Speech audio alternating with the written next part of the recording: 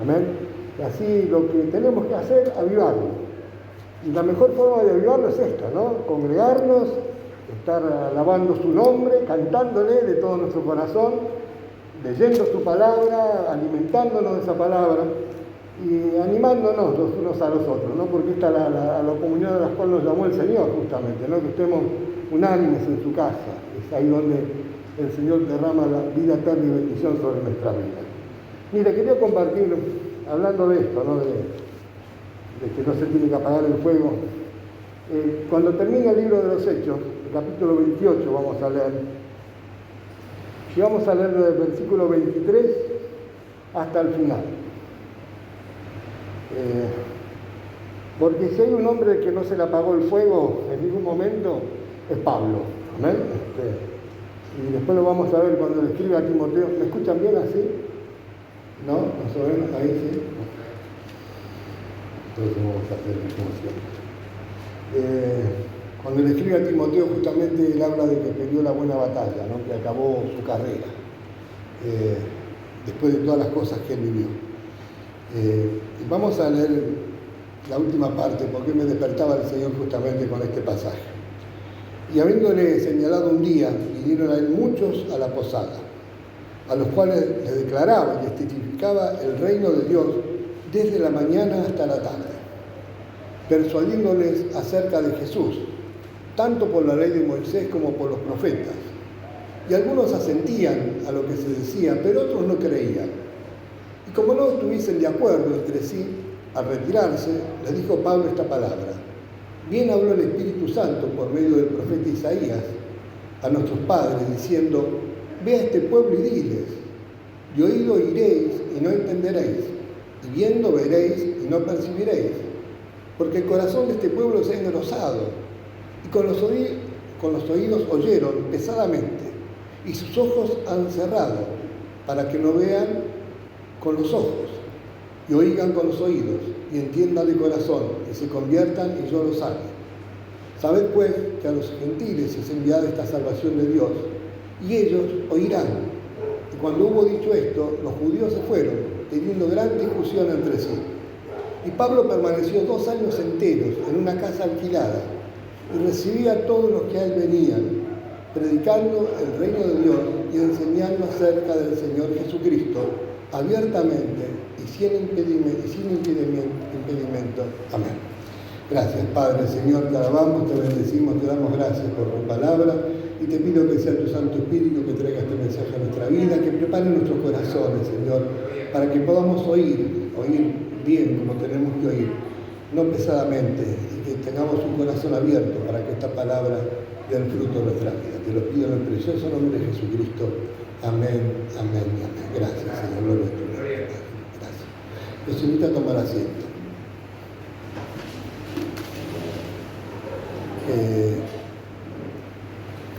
Si uno ve este capítulo 28, Pablo cuando los reúne a los de la iglesia en ese lugar, los reúne con un propósito, pero les empieza a explicar el por qué estaba ahí, ¿no?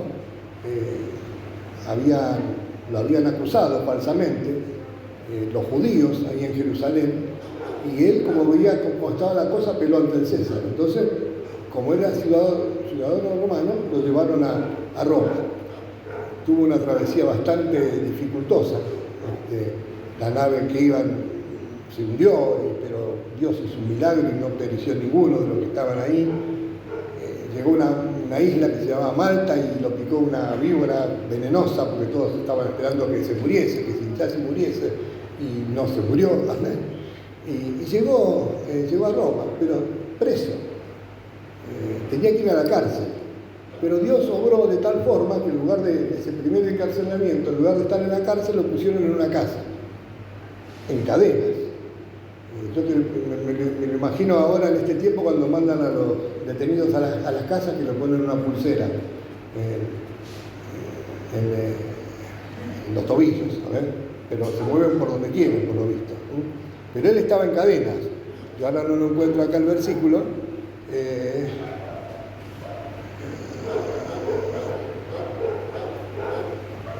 Acá está, en el versículo versículo 20. Dice, así que por esta causa os he llamado para veros y hablaros, porque por la esperanza de Israel estoy sujeto con esta cadena. Que así estaba ahí, predicando la palabra del Señor, pero sujeto con una cadena en esa casa, en una casa alquilada, y en lugar de estar en la cárcel lo pusieron ahí. Tuvo 2 años predicando la palabra. Pero venía esto, ¿no? Esta carta del libro de los Hechos fue escrita por el año 63 aproximadamente. La escribió Lucas, lo dice al comenzar la carta, el médico amado. Y Lucas es un hombre de poner muchos detalles. Uno ve el Evangelio de San Lucas, lee esta carta, hay muchos detalles que vamos viendo a través de la palabra.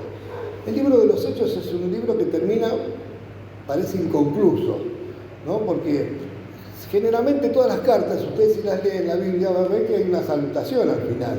El saludo, pero este termina ahí. Pablo permaneció 2 años enteros en una casa alquilada, recibía a todos los que venían, predicando el reino de Dios y enseñándole acerca de Jesucristo abiertamente y sin impedimentos. Punto. Ahí termina todo.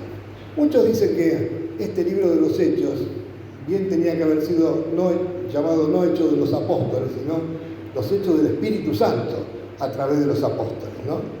Porque lo que relata a Lucas desde el comienzo es justamente los albores de la iglesia, el principio, el derramamiento del Espíritu Santo en el día de Pentecostés, cómo comenzó la iglesia a moverse, la predicación del Evangelio. En los primeros 12 capítulos encontramos a Pedro, ¿no? Es a Pedro cuando el Señor le dijo, bueno, sobre esta roca edificaré mi iglesia, sobre la confesión de Pedro, tú eres el Cristo, el Hijo del Dios viviente. Y en los primeros 12 capítulos como que Pedro es la voz cantante, ¿no? Y le predica a los judíos en el día de Pentecostés, que se convirtieron como 3.000 almas, y después le predica a los gentiles. Por ahí, por el capítulo 10, de hecho, encontramos que va a la casa de Cornelio, que era un centurión romano, pero un hombre piadoso, que buscaba a Dios de corazón. Era un pagano, un gentil, uno que estaba sometido al pueblo de Israel bajo ese imperio romano en ese tiempo. Sin embargo, el Espíritu Santo lo llenó a Cornelio en la casa de Pedro, y Pedro ahí se quedaba maravillado, absorto de cómo Dios obró, ¿no? En ese momento. Pero a partir del capítulo 13 en adelante, aunque Saulo de Tarso aparece antes, pero persiguiendo a la iglesia y convirtiéndose al Señor, comienza Pablo a hacer su viaje misionero y a predicar el Evangelio por todo lugar, llevando el Evangelio al principio con dudas, porque muchos decían, nos perseguía, nos quería matar y ahora nos viene a predicar de Cristo, entonces tenían desconfianza. Los propios judíos, amén, y los gentiles que lo veían que antes estaban con él persiguiendo a la iglesia, y ahora estaba a favor de esa secta, ¿no? Porque uno por ahí va a encontrar la palabra cuando, creo que está acá mismo en el capítulo 28, es como que consideraban a los cristianos, a los creyentes, una secta. Un seguidor de un hombre que apareció, Jesucristo, y a través de ese hombre, muchos que se acoplaron a él lo consideraban una secta. No lo consideraban a Jesucristo el Hijo de Dios, no lo consideraban a los cristianos como iglesia del Señor, amén. Pero aquellos que habían creído, que se habían convertido de corazón, sí, ellos creían y se aferraban. Y aquí estaba Pablo, sabiendo, porque uno ve esta carta, yo digo, aproximadamente en el año 63, sabiendo que su partida estaba próxima. Cuando le escribe a Timoteo, esta hermosa carta, porque después de este hecho, de estar esos 2 años ahí en esa posada, lo liberaron.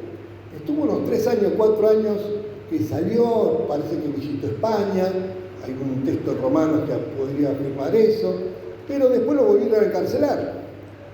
Y en el último tiempo de esa encarcelación ya sabía que iba a ser martirizado. Y desde ese lugar, nuevamente de estar encarcelado, le escribe a Timoteo esa hermosa carta, ¿no? En la primera y segunda de Timoteo, pero en la segunda carta a Timoteo, del capítulo 4, yo me refería a esto en el sentido de que a veces nosotros aflojamos tanto en el camino del Señor, cuando nos pasa alguna cosita pequeña, y nos volvemos atrás, y en lugar de adorarlo a Dios, y como hoy estábamos adorando y reconocerlo como nuestro Dios, y darle gracias por dónde nos rescató el Señor y la esperanza esta viva que tenemos como hijos de Dios, que hemos pasado de muerte a vida, amén, y que tenemos vida eterna, vida abundante, por comprada a precio de sangre por el Señor Jesucristo. Por eso digo que este fuego en nuestro corazón no se tiene que apagar por nada, hermanos, amén. No permitamos que el enemigo esté ganando terreno sobre nuestra vida, porque el Señor mismo advirtió que por haberse multiplicado la maldad en el mundo, ¿usted ve que la maldad en el mundo se multiplicó? ¿Usted la ve? No hace falta ser muy alarmista, ¿no?, para darse cuenta de lo que está pasando, lo que estamos viviendo, no solamente en nuestra Argentina, que ya en serio, pero en toda parte del mundo. Dice que por haberse multiplicado la maldad en el mundo, el amor de muchos se va a enfriar. Y cuando está hablando del amor de muchos, está hablando del amor de los creyentes. El verdadero amor a Dios se va a enfriar. Es como que el enemigo está tirando agua helada, ¿no?, tratando de que nos enfriemos, que nos entibiemos. Y es ahí donde realmente yo digo, considero la palabra y considero lo que pasaron estos hombres de Dios, estas mujeres de Dios, que recibieron el Espíritu Santo, que con persecución y todo, amén, siguieron al Señor, y que se quedaron un tiempo ahí en Jerusalén reunidos, pero la comisión de Dios era que predicaran el Evangelio en Jerusalén, en Judea, en Samaria, que eran considerados enemigos de ellos, y hasta el último de la tierra. Y la iglesia fue perseguida, y se comenzaron a dispersar por todo lugar, amén.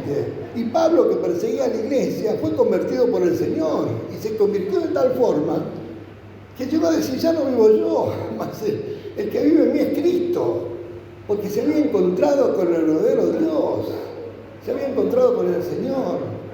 Pablo, Saulo, yo soy Jesús, a quien tú persigues. Y él estaba persiguiendo a los creyentes, a los cristianos, para llevarlos a la cárcel. Había consentido en la muerte de Esteban, el primer mártir, ¿no?, que fue lapidado delante de los ojos de él, y él consentía en esa muerte. Pero cuando se encontró con el Señor, se aferró de tal forma que pudo llegar a decir eso, ya no vivo yo, más Cristo vive en mí. Y lo que ahora vivo en la carne, los que todavía estamos en la carne, lo vivo en la fe del Hijo de Dios. Vivo para Cristo, porque Él murió por mí, yo me entrego y vivo para Cristo.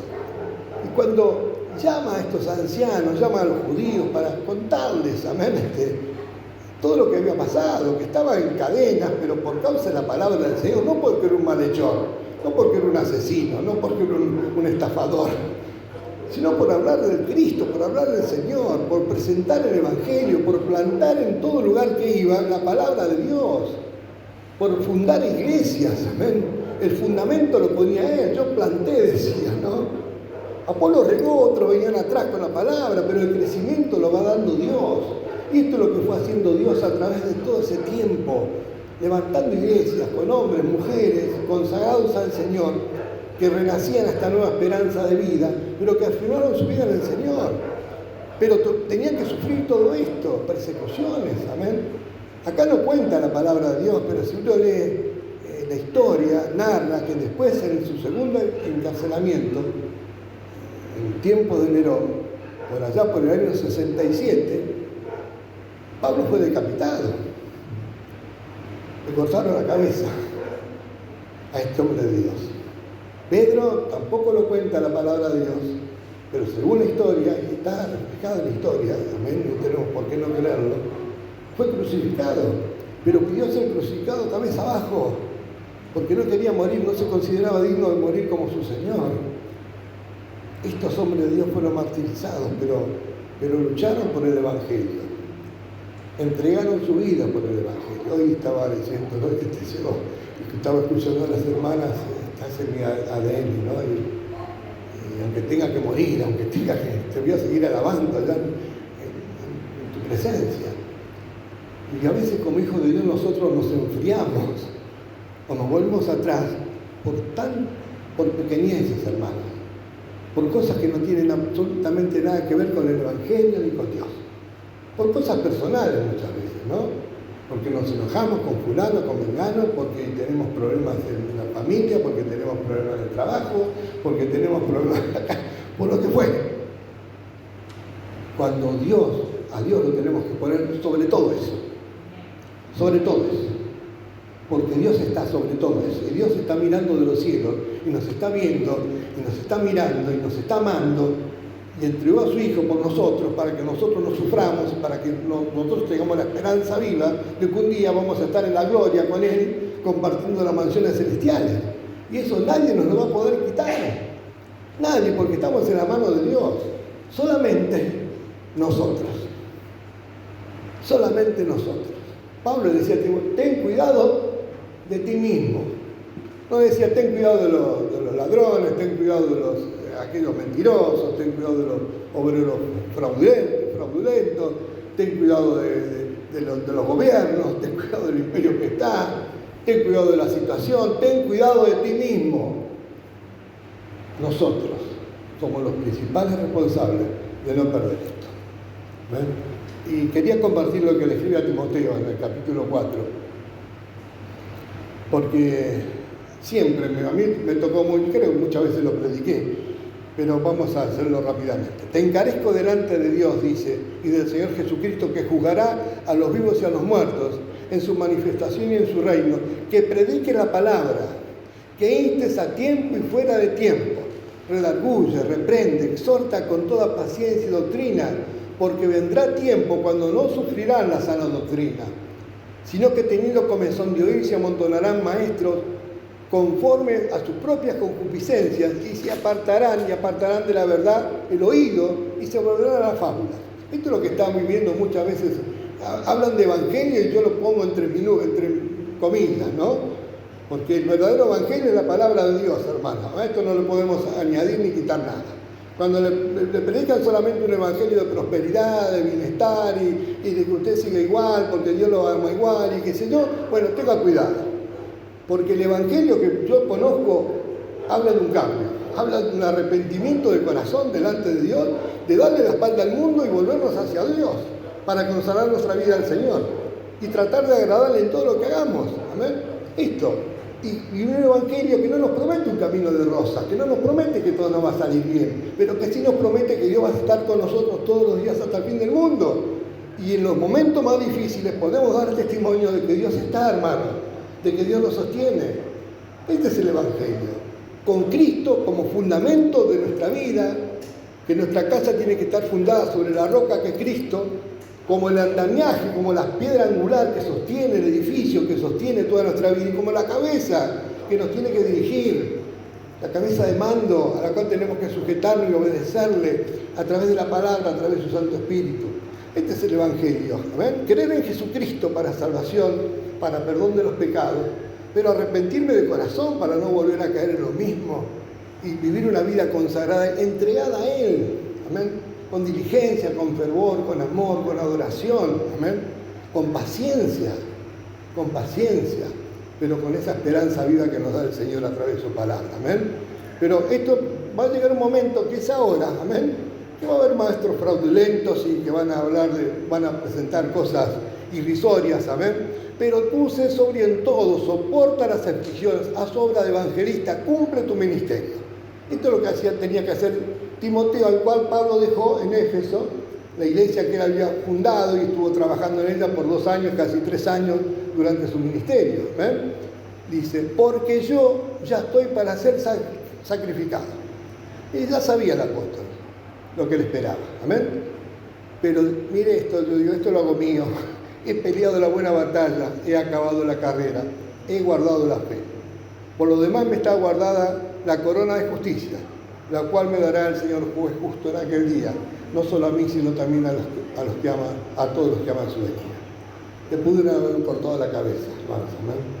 Pero Dios le dio un cuerpo de gloria, semejante al de él. Y sobre ese cuerpo de gloria que seguramente tiene Pablo, ya tendrá esa corona de justicia allá en los cielos. Pero mire, sabiendo todo lo que ya tenía por venir, a mí me tocan estas palabras. Procura venir pronto a verme, le dice a Timoteo, porque Demas me ha desamparado. Demas, que era un colaborador de él, que se volvió al mundo, amando este mundo, y se ha ido a Tesalónica. Crescente fue a Galacia y Tito a Dalmacia. Solo Lucas está conmigo. Lucas, el que escribió el libro de los Hechos del Evangelio de San Lucas. Solo Lucas está conmigo. Toma Marcos y tráelo contigo, porque me es útil para el ministerio. Este Marcos ya lo había, hubo una pelea, creo que todos lo saben, con Bernabé, que era su tío en su segundo viaje misionero, porque Marcos era jovencito, los había abandonado en el primer viaje misionero, pero no había nada en el corazón de Pablo, al contrario. Se ve que Marcos por su lado siguió creciendo en las cosas de Dios, con Bernabé, su tío, y ahora le era útil, bueno, tráelo a Marcos, ¿no? A ti, Tíquico, lo envié a Éfeso. Trae cuando vengas el capote que dejé en Troas, en casa de Carpo. El capote, en esa cárcel ahora que estaba, ya no estaba en una casa alquilada, estaba en una cárcel, y seguramente el calabozo era frío, en invierno. En casa, y los libros, mayormente los pergaminos, porque los pergaminos eran los que él usaba para escribir justamente las cartas, las hermosas cartas que tenemos en la palabra de Dios, ¿no? Que nos sirven de aliento. Dice, Alejandro el calderero me ha causado muchos males. Nada que ver con el Alejandro que tenemos por acá. Bueno, pero este era el calderero, ¿no? Me ha causado muchos males. Miren, ¿no? Las cosas que había en las iglesias. Yo ayer hablé un poco del trigo y la cizaña, ¿no es cierto? No sé si lo escucharon en el grupo, ¿no? Pero es esto, hay de todo. Como hay en el mundo, muchas veces en las iglesias tenemos que convivir con estas cosas. Algunos que se oponen a la palabra, otros que creen, otros que no creen, otros que les gusta cómo predica uno, otros que les gusta cómo predica otro. Lea la carta a los Corintios y se va a dar cuenta los problemas que había en Corinto, ¿no? Cuando decía, yo soy de Pablo, yo soy de Apolo, yo soy de Cefa, yo soy de Cristo. Es como que parecía que se querían ensalzar porque le gustaba más uno que otro. Puede ser que guste más uno que otro, pero el crecimiento lo da Dios. Al que tenemos que escuchar es a Dios a través de su palabra. Y uno tendrá una forma de darla, otro tendrá otra forma. Pero esto no tiene que llegar a causar divisiones en la iglesia. Al contrario, tenemos que estar unidos. ¿Amén? Tenemos que estar unánimes. Alejandro parece que se le subió el chiflete a la cabeza. Y dice, me ha causado muchos males. El Señor le pague conforme a sus hechos. Después de todo es Dios el que juzga todas las cosas. ¿Ven? Y cada uno va a recibir su recompensa de lo que haya hecho acá en la tierra, sea bueno o sea malo. Está en la mano de Dios todo. Dice, guárdate tú también de él, pues en gran manera se ha opuesto a nuestras palabras. Miren, como que yo estoy predicando y se levanta alguno, pastor, escúcheme, usted podrá decir esto, pero yo le voy a decir que usted está equivocado, porque bueno, decímelo después aparte, porque a lo mejor me puedo equivocar, ¿no? Pero esto es para tener problemas dentro de la iglesia, ¿no es cierto? Entonces, no, tenemos que hacer las cosas para edificación de la iglesia, para que la iglesia se vaya edificando en amor, como un cuerpo santo que es, ¿amén? Esto es lo que tenemos que hacer en la iglesia, ¿amén? Y miren lo que dice Pablo, en mi primera defensa, ninguno estuvo a mi lado, sino que todos me desampararon, no les he tomado en cuenta. No había nada en el corazón de Pablo, pero el Señor estuvo a mi lado y me dio fuerzas para que por mí fuese cumplida la predicación y que todos los gentiles oyeran. Y así fue librado de la boca de Dios. Y sigue hablando Pablo esto, ¿no? Que Dios nos ayude. Quería compartir esto, porque creo que esto es lo que tiene que estar en nuestro corazón, más en este tiempo que vivimos, hermano. Más en este tiempo que vivimos. Creo que la pandemia causó mucho daño, muchas vidas que se perdieron, muchas familias destruidas, amén. Pero también hubo un sacudones en las iglesias, ¿ven? Porque yo le escuché comentarios de otros pastores que lo que cuesta ahora, ¿no? Volver a retomar el ritmo, ¿no?